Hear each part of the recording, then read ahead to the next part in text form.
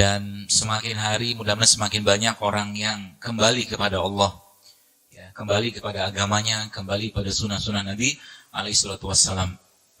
Karena sesungguhnya nanti ya Bapak sekalian, kalau kita sudah mulai menerapkan pola-pola sehat ya yang diajarkan Al-Quran dan sunnah-sunnah Nabi, ataupun kita lihat bagaimana teknologi mengajarkan, maka akan sangat mudah sebenarnya. Tapi nanti kalau sudah kita jalani ini, maka sebelah ini mungkin di depan saya ini ada buah ya, ada apel, ada pisang ya, ada anggur ya, ada jambu. Ini kan buah-buahan yang insya Allah sehat ya. Tapi nanti kalau Bapak Ibu ya sudah memahami bahwa sebenarnya ruhnya kita, kolbunya kita, jiwanya kita itu, dia sebenarnya nggak butuh banget dengan beginian.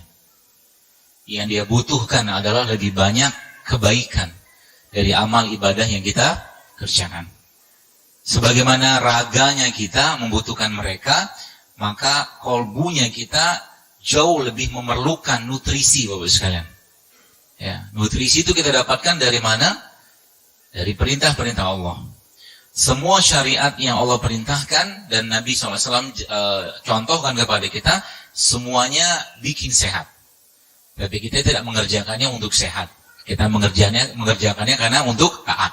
Karena ketaatan dan kewajiban kita kepada Allah. Maka, ya lagi disampaikan, kalau mungkin Anda yang mungkin bikin makanan-makanan sehat, ya mungkin ada mie sehat, atau mungkin macam-macam lah, beragam jenisnya itu. Kelezatan yang kita ketika memakan itu tidak bisa, atau mungkin hanya sedikit saja dibandingkan dengan kelezatan dan kenikmatan kita sholat malam. Itu poinnya. Kelezatan kita katakanlah dalam makan buah, sayur sehat, segala macam tadi itu tidak bisa dibandingkan dengan kelezatan ketika seorang itu sholat wajib katakanlah. Karena itu adalah nutrisi atau gizi kolbunya. Ya. Maka kalau kita lihat manusia, atau mungkin kita bercermin pada diri kita, manusia ini kan diinstal Allah, tanda kutip, dengan nafsu. Sehingga kita, kalau dia bisa menahan hawa nafsunya, dia jauh lebih mulia dari malaikat. Tapi kalau dia tidak mampu menahan hawa nafsunya, dia lebih rendah dari binatang. Kalau kita, Bapak Ibu sekalian, diberi pilihan Allah, atau diberi pilihan untuk makan sama tidak makan, saya yakin Anda, saya akan pilihnya yang makan. Karena kita ada nafsu kan. Tinggal nanti makan yang kita makan itu sehat atau tidak, segala macam itulah. Tapi sebenarnya Allah Subhanahu sudah tahu, karena Allah yang menciptakan kita. Ya, maka karena manusia itu hobinya makan, ya, hobinya memuaskan hawa nafsunya, maka akhirnya Allah suruh stop makan tadi. Ya, Allah perintahkan makan tadi untuk di stop. Tapi karena Allah perintahkan, maka Allah kasih pahala di situ. Maka ada namanya puasa Ramadan. Gitu kan? Coba lihat urutannya.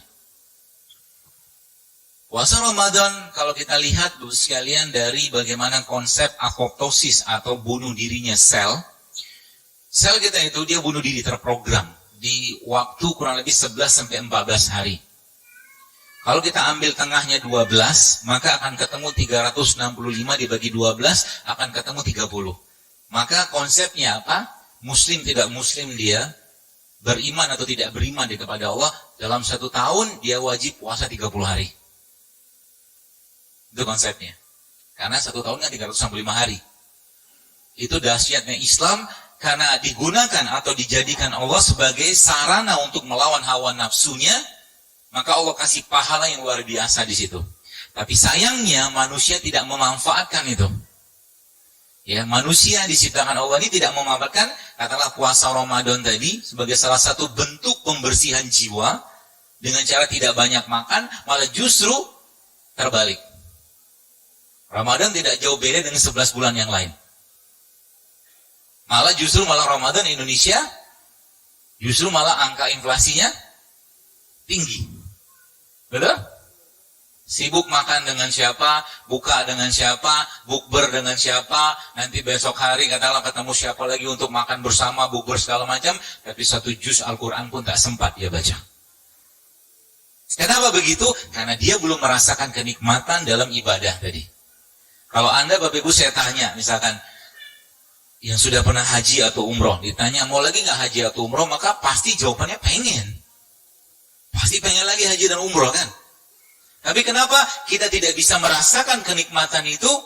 Ya, kalau mungkin pertanyaan, kenapa nggak mau juga bangun malam tiap sebagaimana Anda merasakan kenikmatan umroh tadi? Kenapa tidak merasakan kenikmatan membaca Quran? Kenapa banyak kenapa? Artinya apa? Kita mungkin belum masuk ke dalam Islam secara keseluruhan. Itu sebabnya dalam Islam konsep yang sebenarnya sehat itu bukan fisiknya yang sehat. Ya. Kata Nabi SAW, dalam tubuh kita terdapat segumpal daging. Itu sering banget dengar hadis itu. Kalau baik, dia baik semua. Jahat, rusak, dia rusaklah semua badan. Jadi fisiknya dulu, fisik itu akan mengikuti kolbunya. Ya, fisik akan mengikuti kolbunya. Jadi kalau kolbunya sehat, fisik pasti ngikut. Nah masalahnya sekarang, udah kolbunya nggak sehat, makanan nggak sehat, minuman nggak sehat, tontonan nggak sehat, kelakuan atau gaul sama orang nggak sehat. Hancur kan? Dan itu kehancuran itu bos sekalian, subhanallah, dimulai dari mana? Justru malah dimulai sejak wanita atau laki-laki itu sebelum menikah. Ini salah satu yang saya sering banget pesan begini, bagi Anda mungkin dari ikhwan atau akhwat di sini yang belum menikah, mulai sekarang kalau kita bicara tentang generasi emas Islam atau peradaban sehat ke depan, ya, itu kita tidak akan bisa wujudkan kalau tiap harinya masih penuh dengan makanan-makanan, masih penuh dengan minuman-minuman yang gak sehat, yang dimasukkan ke dalam rahim atau dalam tubuh kita, laki-laki atau perempuan tadi, yang itu nanti akan membentuk gen dari anak yang akan dia hasilkan dari keturunan tadi. Tidak heran zaman sekarang, kalau mungkin Bapak Ibu lihat kasus-kasus LGBT, lesbian, salah satu itu tuh, saya pernah sempat diskusi dengan seorang teman, subhanallah ternyata kasus atau mungkin kelakuan atau perangai orang lesbian itu dimulai saat ibunya hamil. Jadi wanita itu, kalau lagi hamilnya stres, ya, kalau dia hamilnya stres, maka anak yang dihasilkan nanti kalau dia perempuan akan menjadi perempuan yang maskulin. Dan itu ciri-ciri atau cikal bakal lesbian. Sama juga dengan laki-laki. Laki-laki nanti akan kecenderungannya akan menjadi laki-laki yang feminin gitu loh. Seperti itu. Jadi mulainya saat dari kandungan dan sebelum kandungan sudah dimulai. Kita lihat zaman sekarang, ya. Kita nggak perlulah bicara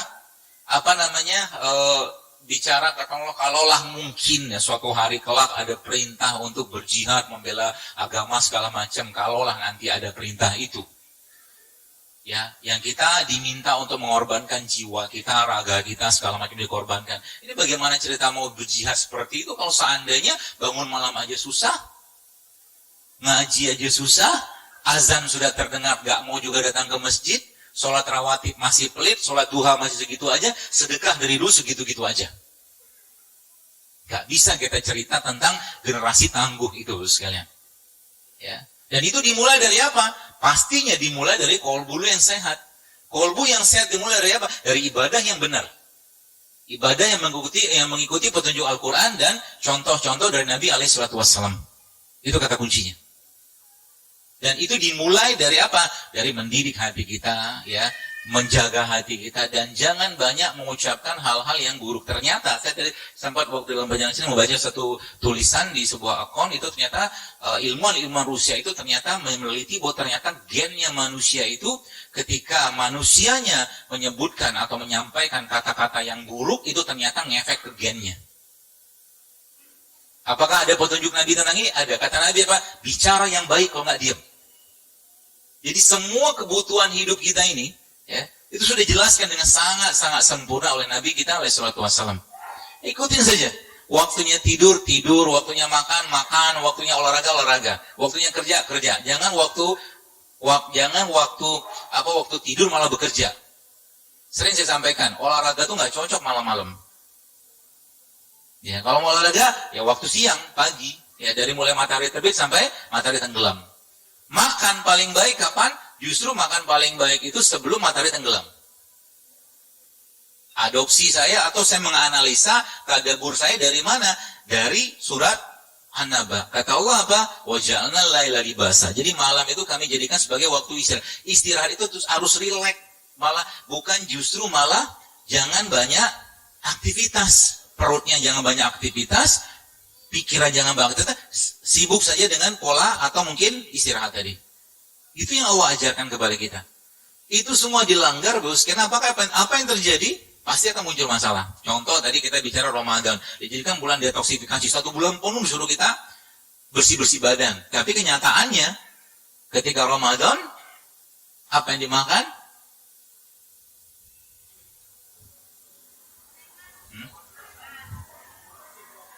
Semua masuk kan?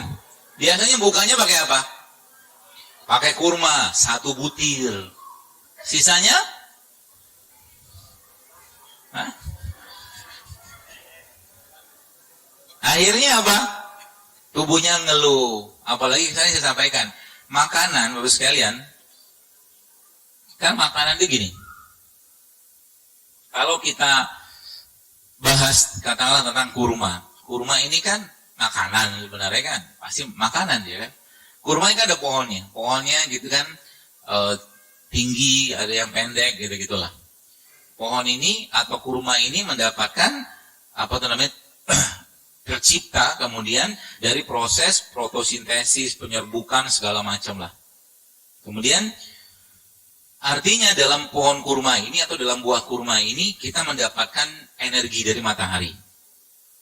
Ya, kurma ini mengandung energi dari matahari. Orang yang makan energi ini dari matahari yang di situ tercipta glukosa atau gula dan oksigen dari proses itu, fotosintesis tadi, maka manusia yang makannya akhirnya berenergi. Konsepnya begitu kan? Tapi kenapa banyak orang zaman sekarang, terutama dengan makanan-makanan tertentu, habis makan justru malah mengantuk. Tidak berenergi, tidak bergairah, malah tubuhnya keletihan. Betul? Karena yang dimakan sudah habis sebagian besar bahan-bahan penting gizinya akibat proses pengolahan, akibat proses tambahan-tambahan bahan-bahan sintetik di situ. Ya, maka sebenarnya kalau kita pelajari Bapak sekalian, ngobati badan tuh gampang sebenarnya. Ngobatin badan tuh gampang. Caranya gimana? Kembali ke makanan-makanan kita yang sebenarnya. Ya. Orang tua kita zaman dulu sudah mengajarkan itu. Kalau kita lihat, coba lihat piringnya orang tua kita dulu waktu mereka sarapan pagi. Isinya ada gorengan nggak? Nggak ada loh gorengan. Ada nasi goreng nggak mereka makan? Nggak ada. Apa yang mereka makan? Ya kan, tuh lihat tahu tuh. Terus akhirnya Anda kan lahir dari mereka kan? Mereka sehat nggak? Sehat. Insya Allah sehat. Ya, semoga Allah jaga orang tua kita. Mereka minum minuman yang gula-gula gitu nggak? Tehnya tawar, kopi pahit kan gitu. Coba dicontoh itu. Jangan ikutin ala-ala sekarang ini. Yang pagi biasanya saya nggak tahu, tadi barusan terbang dari Dumai ke sini, saya tanya orang Dumai sarapannya apa? Di sini apa? Lontong. Kok merasa tersipu-sipu gitu sih? Hah? Lontong sehat gak? Yang saya tanya sehat atau tidak, jangan jawab enak. Tolong jangan dipelintir pertanyaan. Lontong sehat? Enggak. Kembali ke persepsi masing-masing dok, enak aja loh.